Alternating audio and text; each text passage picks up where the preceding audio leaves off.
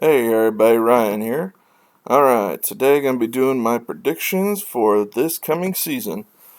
As you can see here, here's how the divisions are breaking down. I'm not sure if it's East and Central together or West and North, but I'm just going with the assumption that East and Central will end up playing against each other and North and West will. So, we're just going off of that assumption. We'll find out. I'm not sure if they've actually announced it. I haven't seen it. I just know they had the divisions, and supposedly they said top four teams in each division, but they could change it, so we'll see how it all works out, depending on COVID breakouts, if there are any amongst teams. I know Dallas has already had their season delayed. 6 players tested positive, so they'll start, I want to say they said the 19th is when they'll start their games, so some games delayed already. Alright, anyways, if you're watching this, thank you for watching. If you're a subscriber, thank you for subscribing. If you are not a subscriber, hit that subscribe button, hit that notification bell to get notified when I drop a new video. Alright, outside that, let's get started with the East Division. Number 8, I'm having New Jersey. I think they just have too much of a difficult division. There's no way they're going to be above some of these other teams. So that's where I have them. I feel the same way for Buffalo. I mean, they could sneak in. Let me start off by saying this. This is just my predictions. Everything I could say could be absolutely wrong. There's no guarantees when it comes to a prediction. But I think Buffalo is going to suffer from the same problem that New Jersey has, in that this division is just way too strong. So they're not going to be. I think they're going to be better this year, and they're going to show signs of improvement, but they still aren't going to be there yet. And number 6, I got the Islanders. I mean, it's the same problem, just a really tough division. I mean, a few of these teams are good teams. They're not going to make the playoffs just because of the division they're in. And the Islanders are exactly that. I mean, they're a good team. I mean, they may still sneak in. I could be wrong, but this is where I see them finishing. Then this is probably the biggest surprise. I have Boston outside the playoffs. I have them at 5th overall in this division. This division is very good, and honestly, it was hard for me to choose between Boston and Pittsburgh for this position. It could be either one.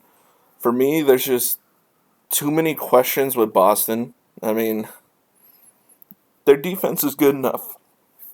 They have a good enough offense if they are all healthy. And as of right now, last I heard, Marchand and Pastrnak are going to be missing at least the beginning of the season. And that is going to mean a bit more difficult start for them. And with this shortened season, it's all about how you start, because you need to start off strong. And, I mean, their goalies, they're getting older. They're not getting younger. Oh, sorry, puppy. I just knocked down the puppy on accident.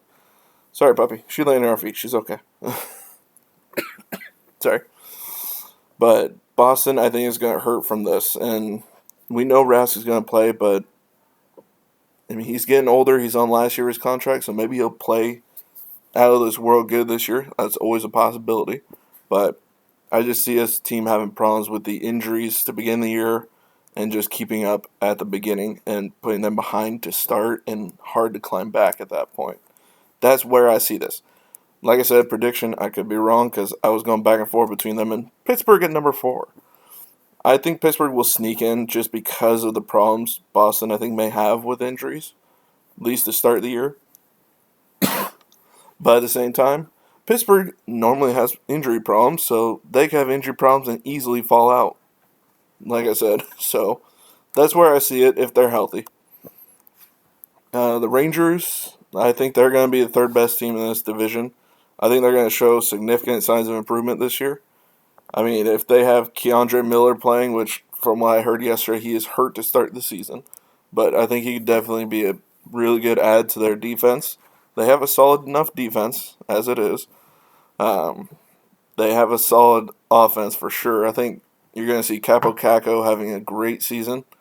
I think he's going to show a huge sign of improvement in the offensive area that he didn't have last year. And I think Lafreniere, this is also based on Lafreniere having a really good offensive year too. Because if they both do, this is going to be a very deadly offense. And it's going to be fun to watch the Rangers because they're going to be a good team this year. Sorry, I got something caught in my throat there. Alright, I have Philadelphia 2nd in this division. they're still a really solid team. They're going to be up there. I mean, they're probably going to be the main opposition for the top team, the Washington Capitals. I think the Capitals, with what they've added, I think Chara is going to help them. And Ovechkin last year was contract. We don't know if this is the last year he plays in the NHL. He may go over to KHL. I know there's been lots of rumors about that. So I know he's 188 goals away from tying Gretzky or passing Gretzky with the career goals.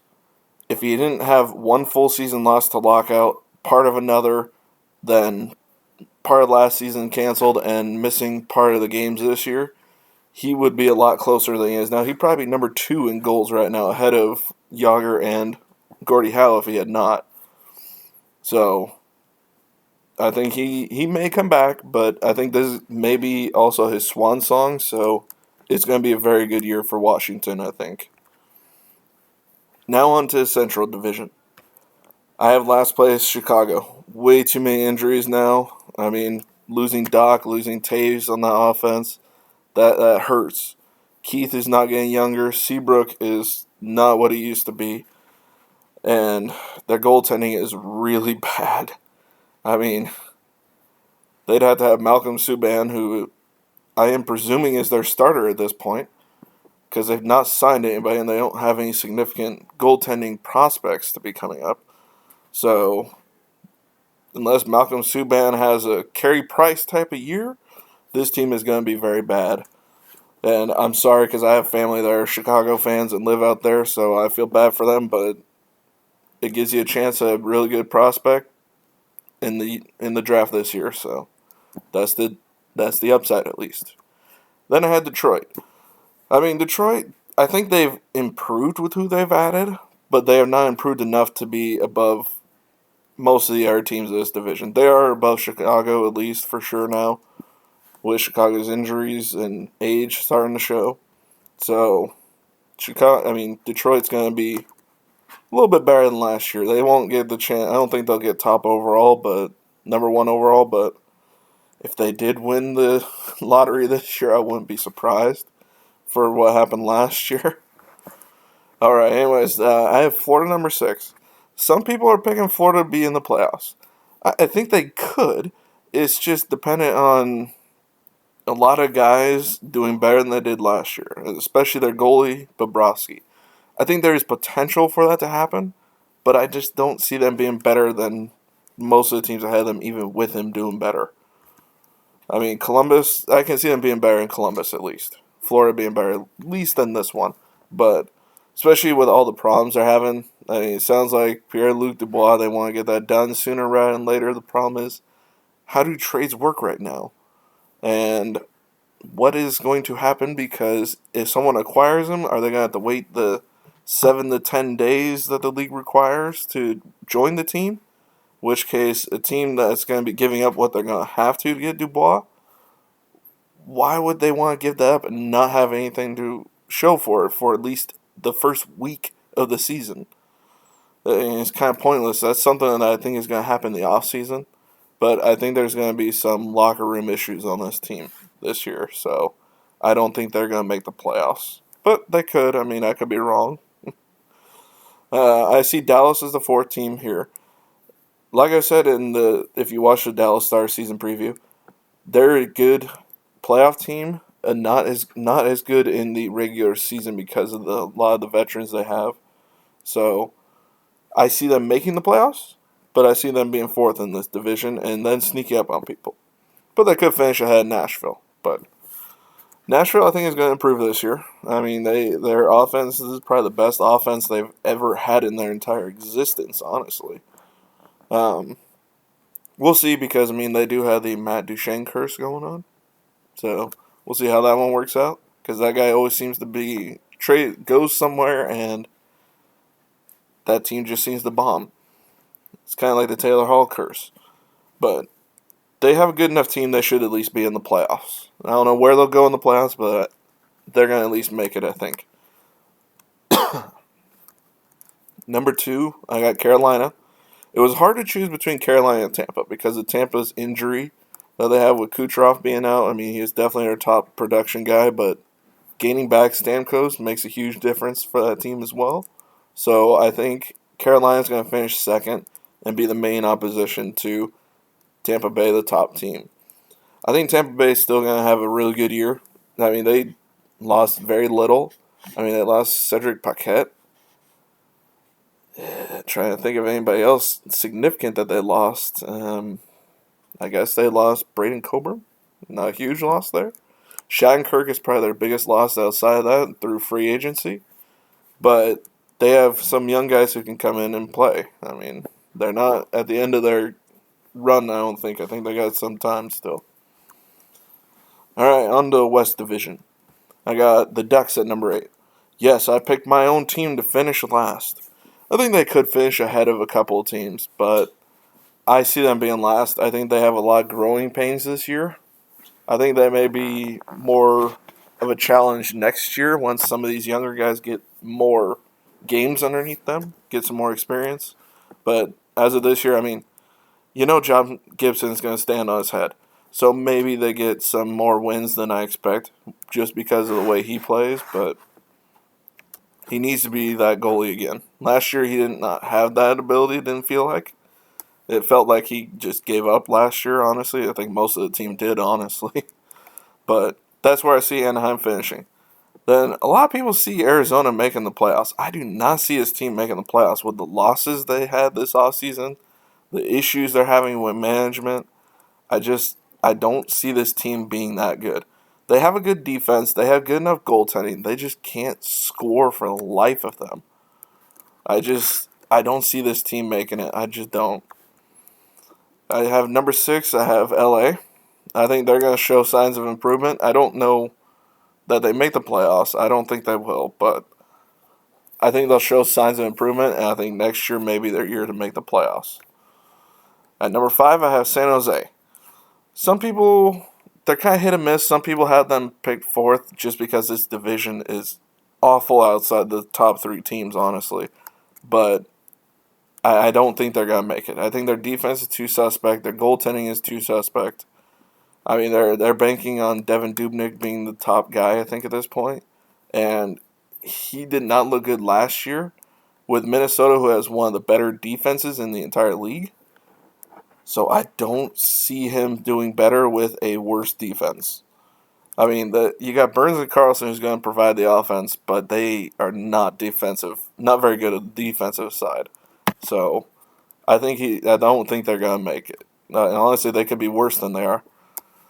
But they could slip in. I mean, but they're not going to rattle any cages when they make it, honestly, if they do. Minnesota, I think they'll get the 4th spot. I mean, they have a dark horse type of team. They could rattle some cages, but I don't think they will. But they'll make the playoffs, I think. They have some growing to do still because they're retooling, from what I understand, from what Bill Guerin has said. I have at number 3 Vegas. Some people have them higher, and that's fine. I just think some of the guys they've had to lose due to cap issues are going to push them down a little bit. I think the addition of Pietrangelo is a really good one, but I think they sacrificed offense for it. So we'll see how that works out. And also there's also the problem of the goaltending. How does Marc-Andre Fleury deal with it? I think he'll be professional, but I think there are guys in that locker room that had an issue with the way that whole thing was dealt with. I mean, they still did really good in the playoffs last year, so I think they'll put it out of their minds, but we'll see how everything works out. Number 2, I have St. Louis, and they're going to be a good team, even though they lost Alex Pietrangelo. They added Torrey Krug, who makes up for the offensive aspect. I'm not sure he's as good defensively as Pietrangelo, and maybe not as much of a leader as Pietrangelo, but he's definitely a good enough defender that he's going to replace some of, if not most of, what they lost with Pietrangelo. All right, number 1, I have Colorado. Just to give you a heads up, it's going to be a very good year for Colorado, and I think a lot of people are picking them. So, on to the North Division. This is the toughest division to pick. Last, at number 7, I have Ottawa, just because there's too many good teams in this division. They got some growing to do. I think they'll be good down the line, but this year is not their year. Number 6, I have Winnipeg, which, like I will say is now, number 1 through number 6 in this division could all be completely different. I mean, this was a hard one to pick. I'm not gonna lie. Winnipeg could easily be the top team in this division, but they also could be down to 6th. It's a very good division and it's hard to pick. So I'm going Winnipeg down here just because they do have some issues with the line A problem. So we'll see how that works out. If he gets traded soon, or if he gets traded before next season. But I think they have some issues. They have some forward depth issues, in my opinion. That's just my opinion. I could be very wrong about that, but I think they need to work on that forward depth because they have a ton of young defenders coming up. They don't have nearly the amount of forwards coming up that I think they could make a difference on this team. But they have a good enough offense, a good enough goalie. I mean, they could easily fit into the playoffs. Easily. Number 5, I'm going to say now, the Canadian fans out there, you're probably not going to like my picks for this division, but 2 good teams, or 3, are not going to make the playoffs from this division. And it was hard to pick. I only picked Vancouver because they lost a lot of guys, and a lot of them went to Calgary, of all places, which I'm sure if you're a Vancouver fan, you're saying, why? Why of all teams did you go to Calgary in the form of Jakob Markstrom? But that's how it worked out. I mean, I think Brandon Holtby's going to have a good year for him. I think they're going to have a good year. It's just I don't know if they're going to have a good enough year to be ahead of the next 4 teams. Next, I have Montreal. Montreal could easily not make the playoffs, but they have Carey Price, one of the best goalies in the league. And they have a lot of young guys who in the playoffs last year looked dang good. So I think they're going to have a good year. Number 3, I got Calgary. Calgary could easily not make the playoffs too, but I think with the biggest thing they missed the last few years, ever since Mika Kiprusoff left the team, was they needed a solid, steady number 1 goalie. And I think they finally had that again with Jakob Markstrom. So I think this is going to be a good year for Calgary, and they could finish better than where I have them. But I think it's going to be a good year. Next, I have Edmonton. I mean, this team could easily not make the playoffs, but I think they will. And honestly, I just want to see Calgary versus Edmonton in the playoffs. Who doesn't? I think it'll be a fun series. I mean, Cassian versus Tkachuk for however many games they're going to play is going to be hilarious to watch, and it's going to be fun seeing them play each other 8 times this year. If you're not watching those games, you need to watch those games. And then I had number 1, Toronto. I know a lot of people aren't going to agree with this. I had Toronto number 1 just because I think the addition of Thornton is going to help this team. They have a good enough team easily to make the playoffs. I know a lot of people will say Frederik Andersen's awful. And yeah, he's been bad at times. His consistency is an issue. But it's a contract year, so you know he's going to play out of this world because of that, because he wants a big contract. Most people in a contract year play better than they do any other years of their career. So he's going to play out of this world, I think. Thornton's going to help solidify the offense and calm them down, because they just seemed out of whack, especially in the locker room. So I think he's going to help solidify that. And their defense is better this year than last year, honestly, in my opinion. So I think they're going to be a top team in this division. This is where I see the playoffs going. Round 1 for the East, you got Washington versus Pittsburgh. I see Washington winning in 6 just because that's a long-time rivalry. It could be shorter, but it could also be Game 7. It just depends on Pittsburgh and how healthy they are and how much they put up a fight against Washington, because I think Washington's going to have a good year. So, and Philly versus the New York Rangers, I think it's going to be a growing series for the Rangers. I think they're going to push it to the limits for Philadelphia, but I think Philadelphia is going to win just because they have more experience.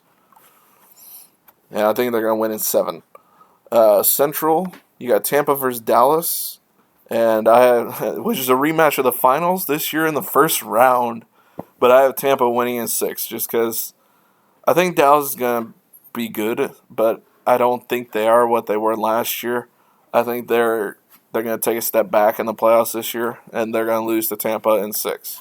just like in the playoffs last year. Carolina versus Nashville. I have Carolina winning in 5.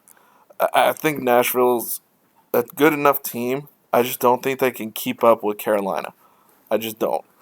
I mean, they have a decent enough offense, Nashville. Their defense is good. Their goaltending is where they're going to hurt this year. Because UC Saros is probably going to be their starter. And I just don't think he's going to be able to do what they need. I just don't think so. So I'm picking Carolina at 5. I think that's the shortest pick I have for the first round. So that's where I see it. Like I said, I could be wrong. Then round 1 for the other two, the West, I had Colorado versus Minnesota. Actually, this is the shortest one. I picked Colorado in 4.